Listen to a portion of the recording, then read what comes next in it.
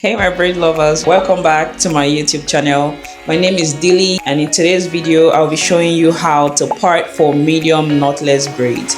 So if you're doing knotless braids or you're doing single braids, passion twists, any form of medium braids at all, and you don't know how to part, I'll be breaking it down today.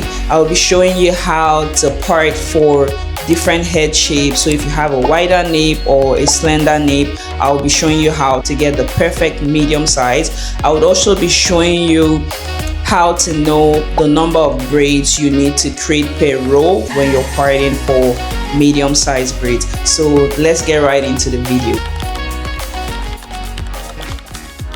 So for medium size parts, for knotless braid or any form of singles at all, I like to do 3 rows at the back of the head, at the nape of the neck.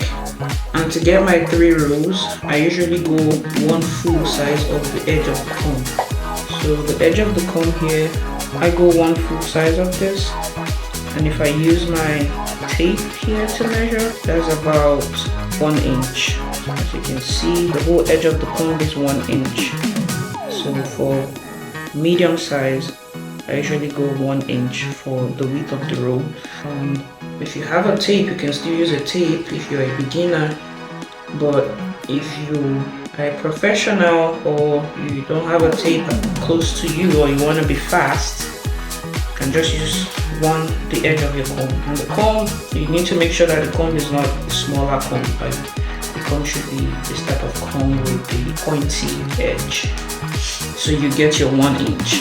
Normally I would apply gel to clean up the parts, but I generally don't like applying too much gel to Zay's hair because it's a long hair and I don't want to wash her hair all the time. So I'll just apply a little bit of gel here. But if you are doing this on an actual human hair, when you create your rough draft part, you need to apply a little bit of gel, not too much. A little bit of gel, and just clean up the part with the edge of your comb like that.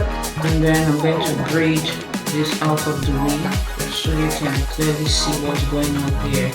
I can just follow the same line from here because I already measured, or I use my comb. But just make sure that the parts align with what you've done on the other side, which is 1 inch. First row done, so I'm just going to braid it out of the way. I know some braiders like to make their medium parts bigger than 1 inch, but generally I prefer 1 inch because this medium part is not supposed to be too big, at the same time it's not supposed to be too small.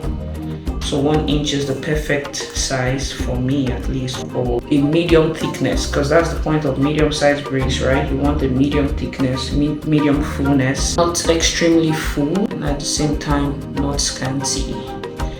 If you do more than 1 inch per row, you may end up having scanty hair. So this parting technique I use gives me around 69 braids on the head, which is not scanty. If you like to have your medium sized braids not looking scanty, this is the recommended parting chart for you.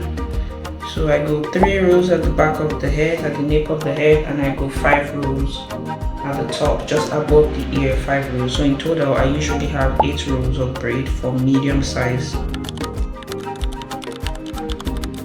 For the rows above the ears, I like to create 5 rows for medium size braids. We are going to be using our 1 inch measurement to create the 5 rows.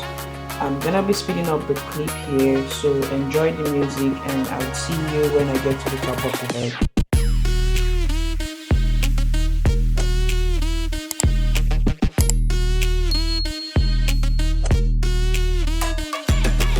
Now we are on the 7th row. When you get to the 7th row, one thing you need to consider is, does the person want a middle part? If the person wants a middle part, you can go ahead and separate your section like we have always been doing, ear to ear, for the 7th and 8th row. But if the person doesn't want a middle part, this is where the parting would change.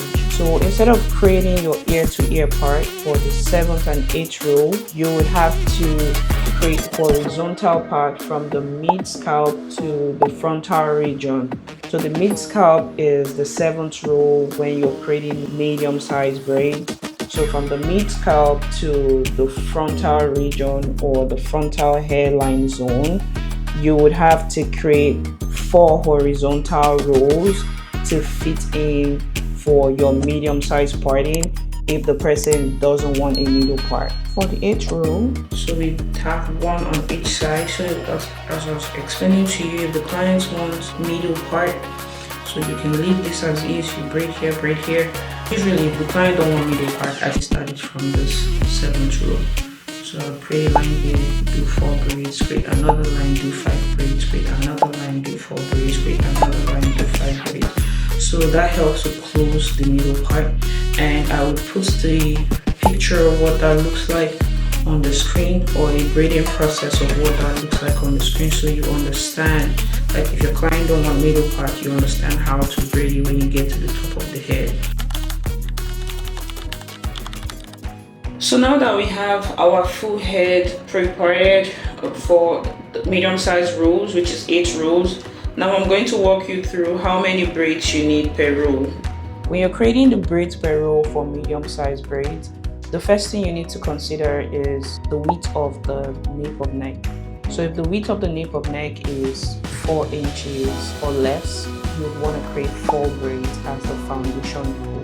So 4 braids for row 1 for slender nape. If the width of the neck is above 4 inches, like 5 inches or 6 inches, then the person has a wider nape of neck. So to get the perfect medium size, you will need to create 5 braids for the first row. For row 2, this is where I would walk you through what the bricklayer method actually means. So the bricklayer method is just like layering bricks. You've seen a construction site where a bricklayer is literally laying bricks for a wall.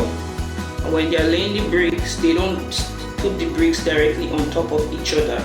The bricks on the upper layer is usually placed in between the bricks on the lower layer. So that's what we mean by bricklayer part for braids. So we stagger the parts to be sure that the braids fall in between the rows. So we're gonna have, for this second row, we're gonna have 5 braids, and each braid will fall in between the rows. There'll be 1 braid falling here, then 1 here, which is 5 braids. And to get that, we start from the middle of the braid on the lower row, trace it up, you get your 1 part. Make sure you use your hair clips to hold sections out of the way. Our second part, again, start from the middle of the braid on the lower row, clip this away, and then we're gonna braid this. So this falls right in between the braid here. So it just falls right in between these 2 braids, and that's because we created this braid from the middle section of this lower braid. We created this one from the middle section of this lower braid. So when we part the whole head, all the braids will fall in between each other. They will all fall in between each other, and that's what bricklayer method means. So anytime you hear bricklayer method, this is exactly what we mean. All the braids are staggered in a way that they fall in between the braids on the previous row. They don't fall directly on top of each other. You don't want that when you're doing braids, because if they fall directly on top of each other, they don't look natural. They don't flow seamlessly. So you need to make sure that they are falling in between the braid on the previous row. So for row 2, for slender nape of neck, we will create 5 braids. For row 2, for wider nape of neck, we will create 6 braids. For row 3, for slender nape of neck, we will create 6 braids. And for row 3, for wider nape of neck, we will create 7 braids. And this is our last nape row for medium-sized braids. For row 4, which is the first row above the ears, we will create 11 braids for slender nape, and for wider nape we will create 12 braids. Row 5 for slender nape we will create 12 braids, and row 5 for wider nape we will create 13 braids. So row 5 is the widest area of the head when you're doing medium-sized braids, so that's why you have the most braids on this row. Row 6 for slender nape we will create 12 braids. Row 6 for wider nape we will create 12 braids. As you work your way to the 7th and 8th row, this is where the braids start to reduce in number Remember when I showed you the pre-parting, when I said the 7th and 8th row is where you need to check if the person wants a middle part or not. So this part of the head is the smallest part of the head, which is mid scalp. So the braids here starts to reduce until you get to the final row, which is the 8th row. So if the client wants a middle part, row 7 for slender nape, you will create 11 braids. Row 7 for wider nape, you will create 11 braids. But if the client doesn't want a middle part, this is where you start to create your horizontal rows. So from row 7 to row 8, you will create 4 horizontal rows. And on the first horizontal row, which is starting at the back of row 7, you will create 4 braids. On the second horizontal row, you will create 5 braids. On the third horizontal row, you will create 4 braids. On the last horizontal row, you will create 4 or 5 braids, depending on how much hair the person has on the frontal line. This would give you a total of about 18 to 19 braids, which would still be around the same number of braids you would get if the person was getting a middle part and they were still parting ear to ear and creating the number of braids per row for the 7th and the 8th row. Hopefully that makes sense. And row 8, which is the final row for our medium size parting, for slender nape we will create 8 braids, and row 8 for wider nape we will create 10 braids, which completes our 8 rows for medium size braids. And that's it, your full guide to parting for medium knotless braids. Remember, the foundation rows set the tone for the entire style. Using the bricklayer method as well would help you create those neat parts from the nape to the top of the head. I have also added a downloadable link in the description box to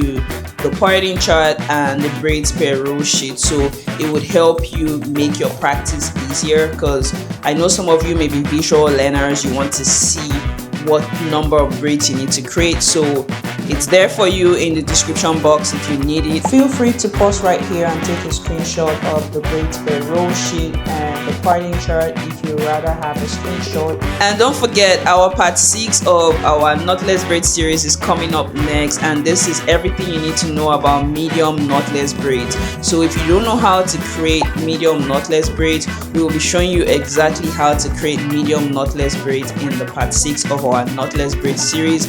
So if you've not subscribed, please subscribe, turn on your notification bell so you don't miss a thing when we actually post these videos. If you also have a question, you're practicing the parting and you have a question about something I said, or you have any concerns, feel free to leave a comment in the comment section and I'll be very happy to answer any questions or address any concerns you have. Thank you for tuning in today, and I'll see you in the next one.